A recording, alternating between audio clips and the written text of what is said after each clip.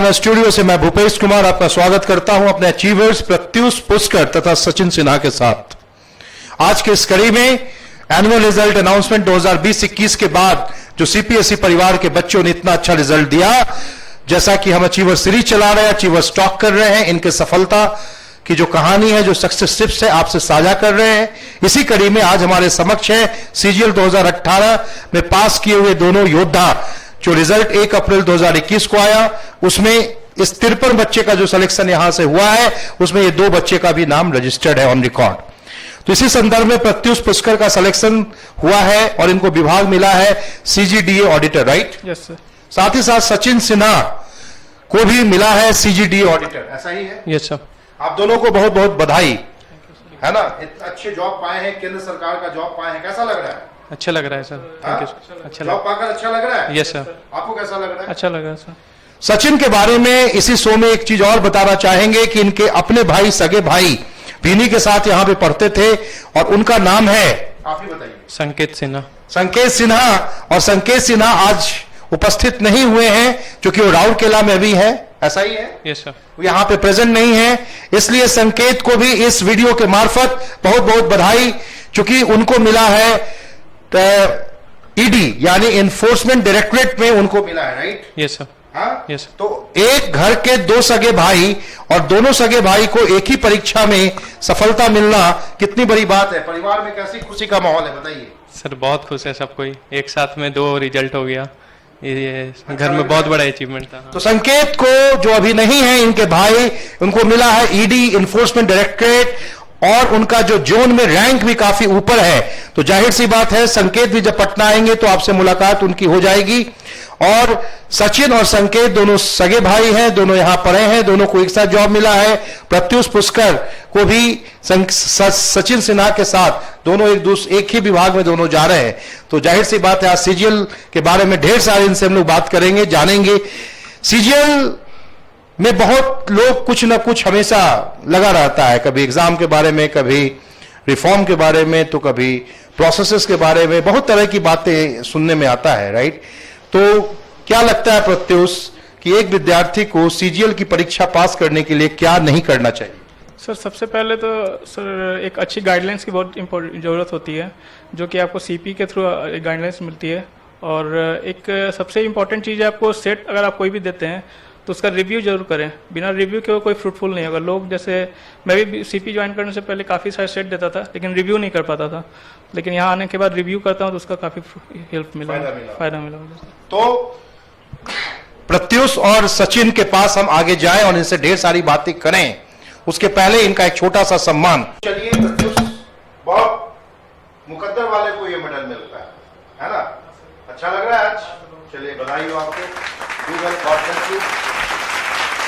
ये सचिन का मेडल है और संकेत का मेडल, तो संकेत यहां आएंगे तो पाएंगे, राइट? ग्रेट। तो ये सर्टिफिकेट सचिन आपका अलुमनाई सर्टिफिकेट है और ये प्रत्युष ये आपके लिए।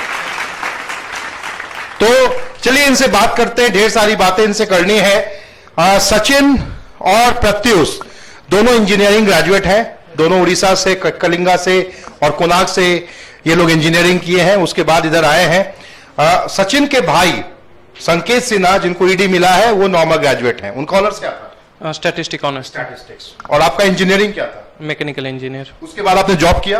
Yes sir, 3 years. उसके बाद आप यहाँ आ गए। और यहाँ आने का कारण क्या थे?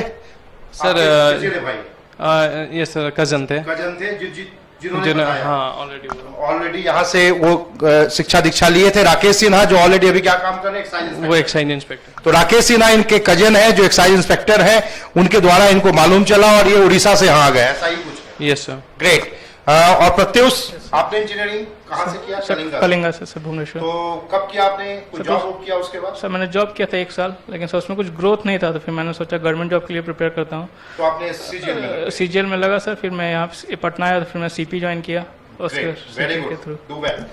तो दोस्तों, प्रत्युष ने बताया कि क्या नहीं करना चाहिए, 2-3 पॉइंट, बुलेट पॉइंट्स इन्होंने बताया कि बच्चों को क्या नहीं करना चाहिए। बहुत तरह के प्रोटेस्ट, रिफॉर्म्स, ये सब की बात होते रहती है, आपका क्या राय है उस पर? सर वो प्रोटेस्ट वगैरह तो हर साल चलते रहती है, लेकिन उससे बाहर निकल के आपको अपना ग्रोथ करना होगा। उस सब पे ज़्यादा ध्यान नहीं देते हुए आगे अपना पढ़ाई के लिए आगे बढ़ना होगा। That's great.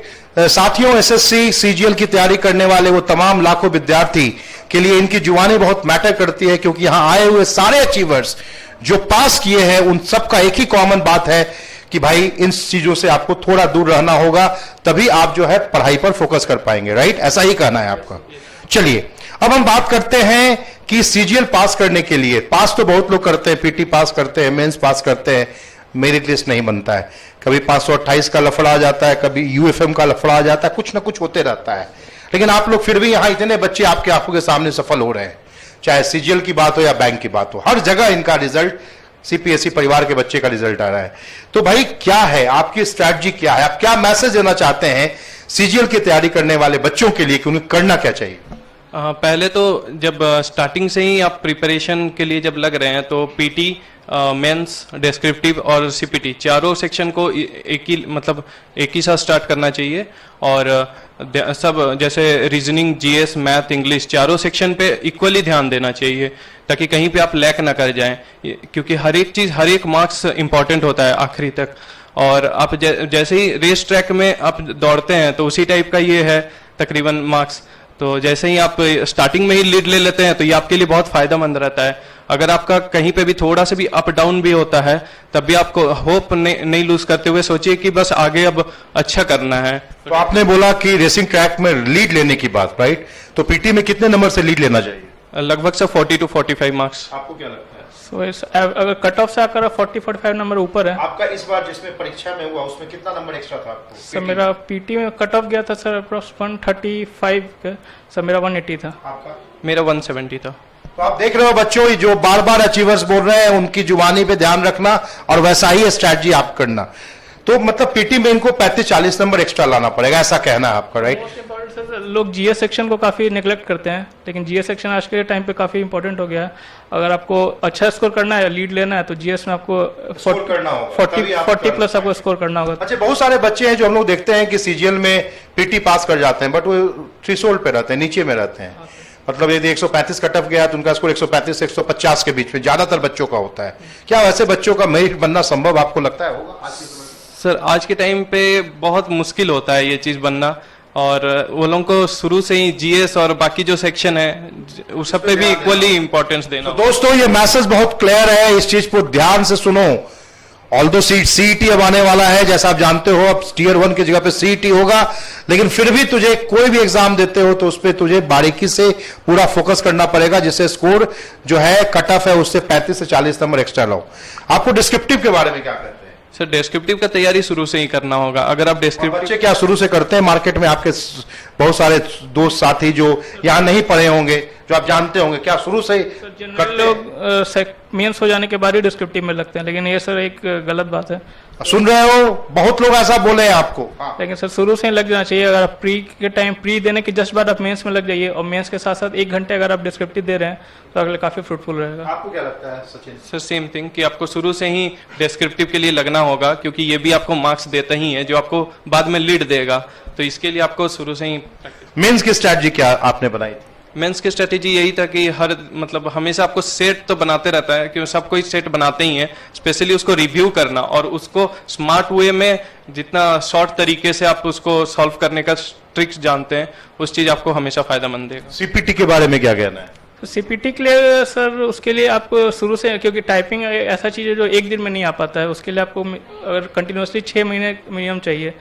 तो अब जब से फॉर्म भरते हैं या फिर प्री का जब से एग्जाम होता है उस टाइम से आप सीरियसली लग जाइए तो सीपीटी इजीली क्लियर कर लीजिए। और सर उसको हल्के में नहीं लेना, क्योंकि वो सर आपके भी कुछ वैसे होंगे। हाँ सर, कि बनना था इंस्पेक्टर, बन गया असिस्टेंट। सर एक सीपीटी में गड़बड़ी से आप 4600 ग्रेड पे से 2800 ग्रेड पे फिर उससे भी नीचे आ जाते हैं। आप सुन रहे हो ना भाई, बहुत ध्यान से सुनना, बहुत इंपॉर्टेंट चीज है, खासकर एसएससी सीजीएल के लिए, राइट? जिसको एक्साइज मिलना होता है वो ऑडिटर या फिर उससे भी टीए में आ जाता है। होता आपके सीपीएससी भी बहुत अच्छे साल होता है सर, इसलिए सर इसको काफी इम्पोर्टेंट। अच्छा, पूरा साल एसएससी ग्रुप जब आप यहाँ पढ़ाई किए तो सीपीएससी का पूरा ऑनलाइन रहा, जिसमें आप रहे होंगे, तो कैसा वो सफर था, कैसा एक्सपीरियंस था ऑनलाइन?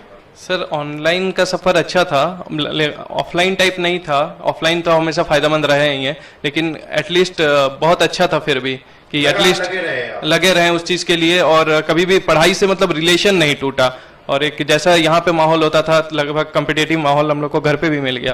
तो सीजीएल 2019 में भी आपका है? Yes sir. Yes sir, marks तो है ही। अभी तो मार्क्स तो आया नहीं है उसका ही। सर उम्मीद तो है, लेकिन मार्क्स अभी तक आया नहीं है। लेकिन उम्मीद है ना, उम्मीद पूरा भी हो जाएगा, है ना। चलिए, तो अगले प्रश्न पे आते हैं कि बहुत सारे बच्चे कहते हैं, टैगलाइन बनाते हैं, बनाए बच्चे नहीं बनाया है, सीपी है तो संभव है, ऐसा लगता है आपको?